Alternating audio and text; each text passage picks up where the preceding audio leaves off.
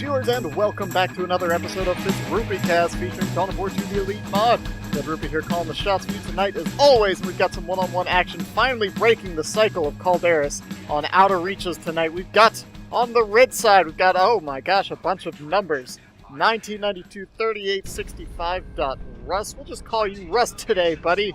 You Chaos Sorcerer, you. And his opponent, Mr. Dalakh, the Warlock. Little rhyming action for you there on the blue side. Eldar versus Chaos Space Marines today. And if you're watching today, tomorrow, or the next day, any day before or during May 23rd, don't forget we've got the monthly Rumble tournament number 14, I think, coming up. I'll be casting that along with probably some other casters. Come watch some solid players duke it out in some one-on-one single elimination all Saturday long. It should be a good time. Anyways, let's take a look at this matchup. The Chaos Sorcerer actually has a plethora of solid AoE options and just nasty teleportation and trickery. The more I've been playing against him recently with some of the better players that I've been playing against, he's just been such a huge headache, so it'll be interesting to see how that'll come into play against all this light Eldar infantry.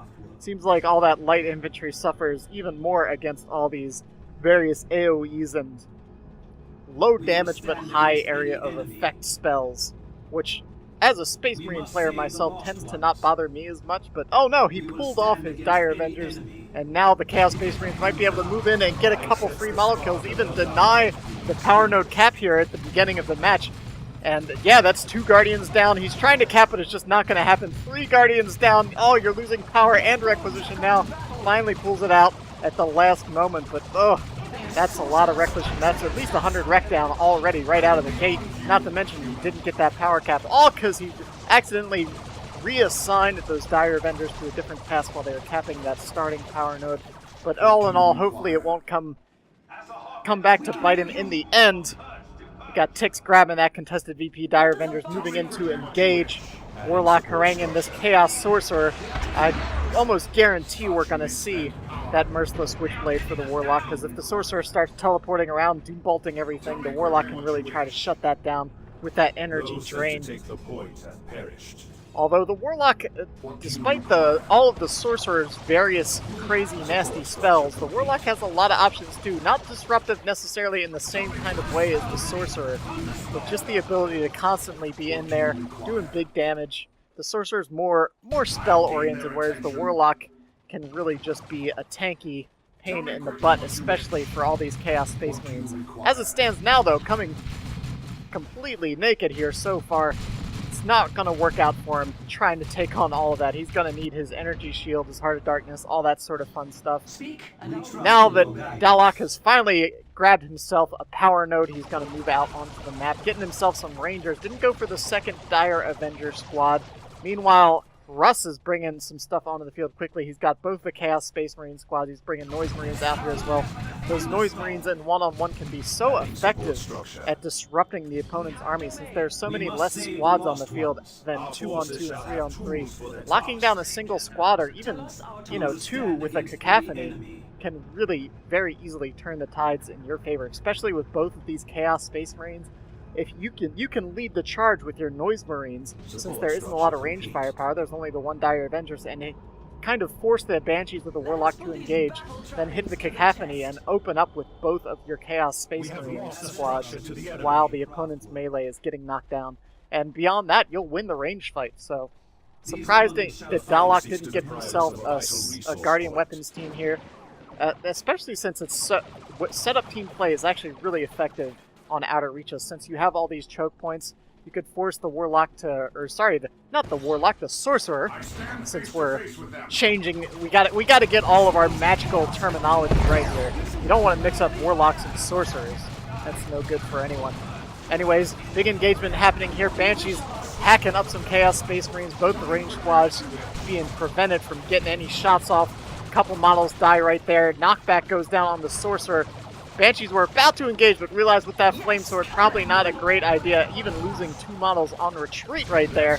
But the Sorcerer is going to have to fall back. Noise Marines moving in, but with the Warlock still on the field, it's not going to matter too much. However, some nasty Doom Bolts go down right on those Dire Avengers. I don't know if he has the Noise Marines set to melee right there, but if they had just opened up on those Dire Avengers, they probably would have gotten themselves a model or two. As it stands right now, they're pretty much going to have to retreat. They were a little premature with that cacophony.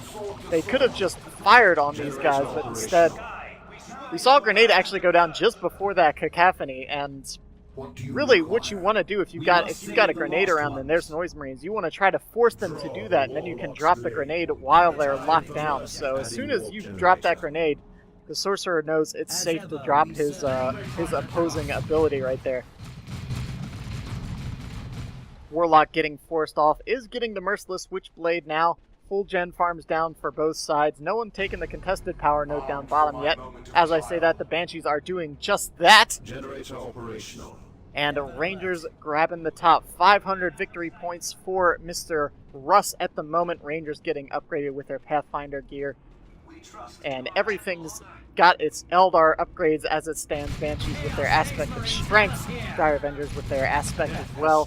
And Rangers taking some serious damage. Oh, that's a big loss. A little too greedy with those caps. That's something I guess Dalakh has been a little overzealous trying to get those caps under fire. That cost him an entire squad. It cost him all those Guardians earlier, and he thought that that infiltrate was going to save those Rangers, but unfortunately once you're already under fire, once you've been spotted, that infiltrate actually takes a few seconds to kick in, and while it does reduce range damage while you're infiltrated, it does not negate it completely. Now, the Sorcerer moving in on the power farm here of Mr. Dalakh. Banshee's coming in with the flank, though, forcing off those Heretics. Those Heretics probably could have stuck around a little bit longer, I think, with those Chaos Space Marines. Both of those Chaos Space Marines and the Heretics could have forced off those Banshees pretty easily. But as it stands, it looks like the Sorcerer may still be getting himself a Gen Bash. Although these Banshees are still back here. As I said, I think he would have been able to force off those Banshees. Unfortunately, he kind of misplayed right here, and it probably will cost him a Gen Bash, because I think he could have gotten it had those Banshees not stuck around.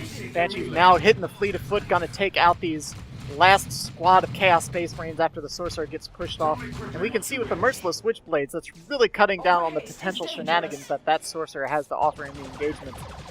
Of course, it just is such a big increase in melee damage as well. You can see leading off those Chaos Space Marines and Noise Marines, the Warlock is just going to become a bigger and bigger nuisance as the Sorcerer doesn't really have anything to lock him down, despite having the bigger army right there. I mean, you can see this is what I'm saying, is the Banshees managed to singularly take out 3 different squads. They took out the Heretics, they forced off the first squad of Chaos Space Marines, and then the second, when really there's no reason Russ shouldn't have been able to take that victory and lock down that gen farm. And really, if he had cut out Dalakh's tech at this point in the game, with Dalakh having the much smaller force on the field, I think it would be no contest victory for Russ at this point going forward. But we'll have to see how this plays out. A nice looking Destructor. Bullseye right on top of those Heretics. Banshees moving into the retreat path. Ticks are going to go ahead and probably hit a Doom Blast and then retreat. Not before the Warlock knocks them over, though. Getting a Summoning Circle coming down. Will those Heretics fall? They do indeed. With this Summoning Circle for that... not the Warlock again, the Sorcerer, not the Warlock. One of these magic-y kind of fellows dropping those Summoning Circles there. Almost taking out the Banshees as well. Doombolt's going off, not quite finishing the job. Nice payoff there. Well, I guess it didn't actually pay off too much, because he spent the red, he still lost the squad. He did force the Eldar off the map, which I guess is definitely worth something. But at this point, he really needs to get some pressure on this gen farm. Heading into Tier 2, Dalakh is way behind, as a Dreadnought's already almost finished production. If Russ wasn't able to get the Gen Bash before or this push, it's definitely coming once that Dreadnought hits the field. It's going to be very hard for Dalakh to get back into this game. I think he's just lost a bit too much forward momentum at this point. He had a good opening engagement or two, but this could be a nice win for him. He's going to snag himself a Sorcerer that was a bit overzealous. You got to be very careful on outer reaches, because if you're on the opposing side of the map at all, anywhere in this area, you're going to be retreating through enemy territory, and especially against Eldar when those Banshees can be hanging out in your retreat path. It's very dangerous. Noise Marines getting forced off here. Banshees doing their work, really getting the kills in. Those Banshees have singularly thwarted at least 2 pushes now. But with this Chaos Dreadnought hitting the field, Dire Avenger's in a lot of trouble trying to get out from under that autocannon, and one dies to the Power Claw, getting punched and then shot, punched some more. Banshee's chasing stuff on home through this kill zone over here, but they need to get out of there too. They got to be very careful. They're low health heading into these heretics. Now we see the flame come down from that flame sword. Lots of health going off those Banshees. They are retreating. Oh, the Dreadnought could be in position to finish them off, but I don't quite think it's going to happen. Warlock's covering their escape off that Sorcerer. One Banshee dies, a second might go down here, but not quite, escaping with a scant 20 HP right there. Warp Spider's on the field as well. Banshee's still in a little bit of trouble here. Oh no, he's getting the X-Arc right now. You don't want to do that while you're under fire. You want to get fully reinforced before... See, right here, the Banshees could be reinforcing, but they're actually in danger of going down. Warlock forces off the Sorcerer, but oh my goodness. A bit of a misplay there. Dalakh's been doing a good job holding with what he's got, but he's just been making misplays here and there that's been costing him squads, and it's hard to come back for that. With those Banshees going down, that's really going to make it difficult to engage the superior ranged force at the moment. Warp Spider's on the field, at least buying a little time for these Fire Dragons to come out. The Sorcerer can so easily just charge into your base with a Dreadnought. It doesn't matter what pops out of your Warp Gate, because he can just pull that Dreadnought right out to the Sorcerer. And I'm sure that's what we're going to see here in just a moment, unless he's not paying attention. There it goes. Heading back to safety over to that crazy Chaos Temple. As it stands, though, only a single generator remains standing for Dalakh, and it's about to go down in the blink of an eye. 321 to 486. Eldar definitely on the back foot. No generators, very little map control, and down by almost 200 victory points at this stage in the game. And with only a few range squads, these Noise Marines combined with these 2 squads of Chaos Space Marines is going to be able to rip through these Eldar forces. You can see, yeah, look how quickly these Warp Spires just falling to both the Noise Marines and the Chaos Space Marines. I'm not sure how Dalakh's going to be able to get back into this match. All things considered, he was holding out okay, but with the loss of the Banshees, I think that might just put him beyond repair, especially now that his Warlock is down as well. But he's going to push forward. He is not easily swayed. One thing to consider, I mean, he's had the red, but one thing to consider against the Chaos Sorcerer, since he can so easily base dive with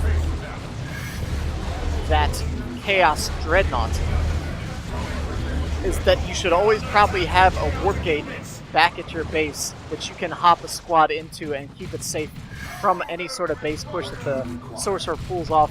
It's probably always a good idea in general to have a Warp Gate in your base. You're probably going to want to put another Warp Gate out on the map somewhere eventually, so long as you don't have an immediate need for your red, pop that Warp Gate up, get ready to push it somewhere on the map. Especially on outer reaches, you can put a Warp Gate up on this contested VP and really keep the victory point pressure on your opponent. 219 to 486, and speaking of victory point pressure, it's a 3-0 cap against Dalakh. Not looking good at all. He's strapped for both requisition and power, and that's never where you want to be. If you've got power, you can at least hold out until you can catch up in tech, but he doesn't have power or rec, so he can't buy his gen farm, can't get the power to keep up in tech. He's just going to have to play as efficiently as possible and maybe try to hold out in this game. Russ is going into Tier 3, which I think is probably a bit unnecessary considering what's on the field. He probably could have just bought a second Dreadnought and closed the game out. A bit of an unnecessary tech there, perhaps. Warlock getting perilously low, goes down again. Dalakh being a bit overzealous, charging into enemy forces there. Haywire Grenade did go down on the Dreadnought. It's getting a little repair help right now. Finally, we're off.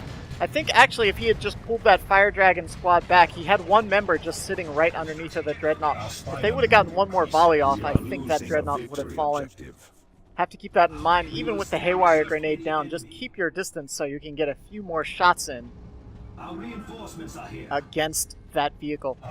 Warp Spider and Fire Dragons moving in once again, but this is just way too much range firepower at the moment. Look, those Fire Dragons just melting under it, taking a couple quick losses, and Dalakh just wants to...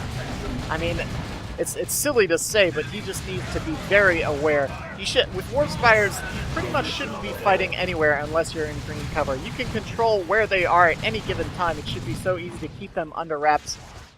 Accidentally retreating both of those squads there. Oh my gosh, Warlock falls again. Every time Dalakh has a potential moment to get back into the game, he throws his advantage away.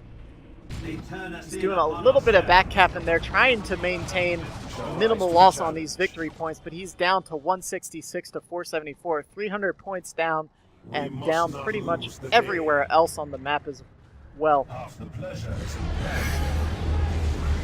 Warp Spiders moving in, do manage to assassinate a squad of heretics right there, and oh my gosh, that Dreadnought getting obliterated. A quick volley of Fire Dragon shots combined with that Warp Spider squad finished off that heavily damaged Dreadnought. Now with Russ in Tier 3, we're going to see what he does with all of this resource. He's down to just his 3 range squads, which, while non-negligible, might actually be on par with these now level 2 Warp Spiders and level 2 Fire Dragons. Russ, I feel like, had this game in the bag and just kind of let the Eldar get back into it. It's tough to close out games on outer reaches as it is, since the map layout kind of doesn't allow you to really hold a 2-0 or a triple cap very easily, since the opposing victory point is literally right outside of the base of your enemy. But I think Russ probably could have played this a bit better and closed this game out a bit earlier. As it stands, it's still looking pretty positive for him. He's in Tier 3, he's got a pile of resource. Dalakh is finally starting to catch up a little bit, though. With 90 power, he can soon maybe bring a Wraith Lord out on the field, perhaps even a Falcon, Autarch, anything like that. An Autarch would actually be very powerful right now, considering that most of these squads are specifically ranged squads, and Autarch could take any one or probably 2 of these squads straight up in a fight. The Sorcerer would really need to be on support. Probably should get at least a squad of heretics, maybe even an aspiring champion heretic squad at this point. But I guess without the Banshees on the field, you don't really need that melee deterrent. But either way, just for the sake of map control, you want heretics on the field. If you get another vehicle, you want something that can repair. Warlock's just heading face long into this, and the Eldar are just going to focus fire down individual squads, try to force them off one at a time, get all the bleed in they can. Sorcerer drops some Doom Bolts, doesn't quite connect too well with any of them, keeping those Fire Dragons engaged though, and trying to do what you can. Another summoning circle coming down here. Oh no, that's not a summoning circle, that is some Chaos Terminators on the field, and that's going to be brutal for all of this Eldar infantry. There aren't any Dark Reapers on the field which could deal with these Terminators, and with all the small arms piercing damage that's on the field, I think these Terminators will have full reign of anything on the field. Oh, actually, whoa, he went for the Lightning Claws. That is not... Okay. Let's see, Lightning Claws, I think that's a poor purchase, actually. I think, if anything, he should have gone for the autocannon. Or even just, I mean, even keeping them vanilla at this point against all this light infantry. They can tear through Eldar so very easily, and with the autocannon, obviously he doesn't know this Falcon is on the field yet, but if there was an autocannon, he'd at least have a light anti-vehicle deterrent on the field. Not a hard counter, but just something to keep some pressure. Now, I feel like these Lightning Claw Terminators are probably just going to be kited around by this transport and all this ranged fire. Fire Dragons will do some pretty reasonable damage against these Lightning Claws as well, and they're just, as soon as they teleport in, everything's just going to hop right into this transport, pull away, and then open fire on them once again. The Falcon Pulse Laser there actually does some pretty solid attrition against these Terminators. Not going to take them out quick, but just keeping them under the fire of that Falcon is going to make them... This is just a good example, I feel, of a mistaken upgrade. And this upgrade could actually, if he's not careful, allow the Eldar back into this game. Sorcerer goes down yet again. Dark Reapers are coming onto the field to deal with this Chaos Terminator threat, and that's going to... These Lightning Claws are just too slow against an Eldar ranged army, and that's primarily what we're seeing now. There aren't any Banshees, and we're going to have just about one of every potential ranged squad here. We've got Warp Spires, Dire Avengers, Fire Dragons. We got the Dark Reapers coming onto the field as well. These Chaos Space Marines trying to do what they can to provide some ranged fire for these Terminators to move in under. But as we're seeing, these Terminators just, there's, I think the Lightning Claw is just a big oops here. They're trying to put some pressure on the vehicle, but you can see they're just not managing to do too much. That being said, Dalakh still has to have the ability to push forward, and he's holding on pretty strong. Russ seemed kind of unsure what he wants to do here. He is bringing up Predator onto the field, so that probably will be a good option to deal with this Falcon, but even so, there's Warp Spires with a Haywire Grenade on the field. There's Fire Dragons. He's gonna need to be very careful with that Predator. He pretty much, I think, at this point will want to use the Lightning Claws to kind of babysit the tank and not do what he's doing right now in the way of walking headlong in. The Terminators are powerful, but they're slow, and Eldar are one of the most mobile armies in the game, arguably the most mobile. And we're seeing they're just going to singularly hunt down these Lightning Claw Chaos Terminators. Whereas if they had the autocannon, they could turn and fire on the Falcon. They could rip apart some of these infantry, at least be causing some bleed in return. Predator finding itself a bit too close to enemy fire there, taking a few quick volleys from both the Falcon and the Fire Dragons.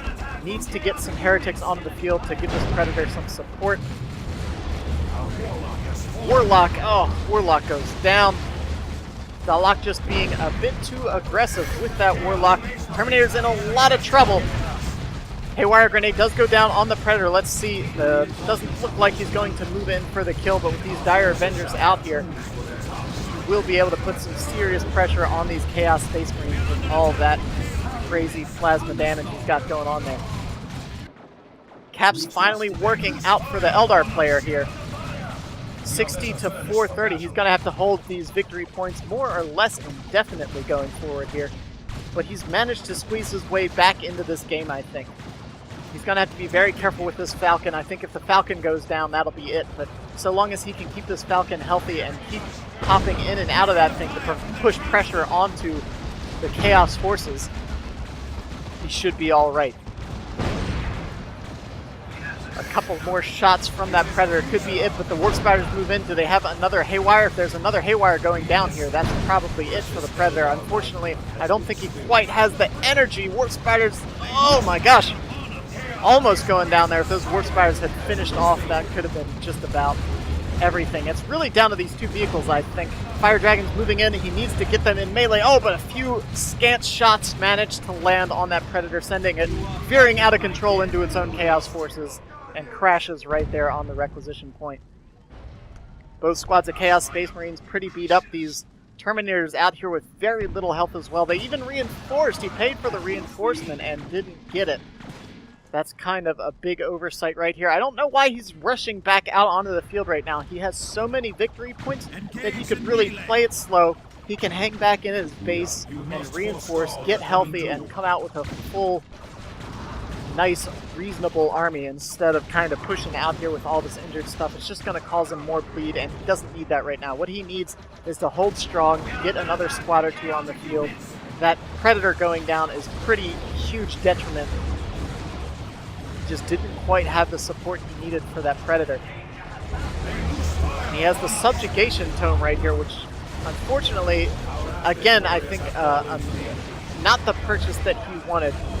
Because there's no, with the Tome of Subjugation, you want to be able to take control of one singular big strong squad, right? You want Terminators, you want a Seer Council, you want Knobs, something along those lines. And the Eldar army right now is actually fairly diverse with all of these 4 range squads. No one squad is actually that powerful and that big of a threat. So I think that money may have been better spent elsewhere. And as we saw, even with a squad subjugated, the other 2 or 3 range squads that are nearby were able to take them out pretty easily. Dark Reapers under a lot of fire here. Terminators trying to finish them off. They might actually finally get a squad kill, making themselves a little more worth it. Oh, but then they fall. They just kind of stood there. They were gloating about that last squad member they took out, and then they got shot in the back by those fire dragons they forgot about. Chaos Predator coming on again, and that's I think that's unfortunately another bad purchase here. A lot of folks have said, you know, a Predator, a battle tank, any sort of battle tank in this game is a force multiplier, right? By itself, it's not that great, but in conjunction with a lot of other squads and that sort of thing, you have a powerful, hard-to-kill, big DPS boost to your army that can deal with just about anything.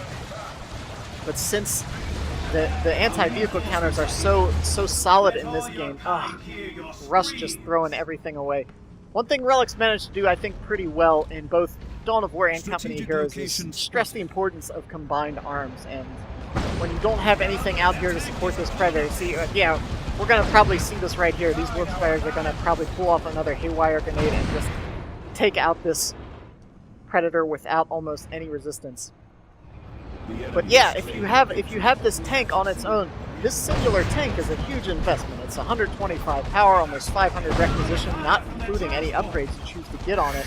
But all things considered, when it comes to anti-vehicle weaponry, it's actually reasonably frail. We can see there goes the Haywire Grenade. Fire Dragons are going to be able to move in on this thing and take it out no problem. However, if you had some squads out here to keep the support away from this thing, it would be a huge asset. But unfortunately, it's looking like Russ has just thrown this game away. He had it in the bag, 20 points to go, and he just kind of rushed out, threw away his Terminators, 2 Predators at the end there. And despite Dalakh, I feel like, being in dire straits at the beginning and during pretty much all of Tier 2, it looks like he's going to be able to close this game out. He gets the decap on the field, though, and Russ actually takes the game. Just barely, though. 2-1. That's unfortunate. Well, as I was saying, the Dalakh was going to take the game. Unfortunately, he just let the victory points slip out right from under him. Russ, all he had on the field, literally all he had at this point, was 2 Chaos Space Marines against the entire Eldar force. But man, oh man, 372-0. Dalakh should have been able to bring that one back at the end there. I think this was a good example of seeing how getting the wrong composition can really hurt, and the wrong war gear as well can really hurt your game. Knowing what to purchase and where, obviously very important, and Russ was just not quite on top of getting what he wanted. He kind of seemed like he bought those Terminators, he bought the Lightning Claws right away because that's what he wanted, not because it was necessarily the best choice. He's just, I'm going to get Lightning Claw Terminators, and he kind of disregarded the current composition of the Eldar forces, and that was the start of the end for him going into Tier 3. Anyways, hope you guys enjoyed the game. Dalakh robbed of a hard-fought recovery there, but hey, when you're down to under 50 victory points, you've got to be vigilant on those spots. Remember to stop by if you're watching either on or before May 23rd. Stop by the Twitch stream on the 23rd because we're going to be doing the monthly Rumble tournament. And beyond that, feel free to like, comment, subscribe. Find me on all the social media stuffs. And that's about it. Send me your replays. Send me replays not on Calderas. We've had one game not on Calderas. Let's have some more. This is Red-Rupee. I'll catch you guys next time.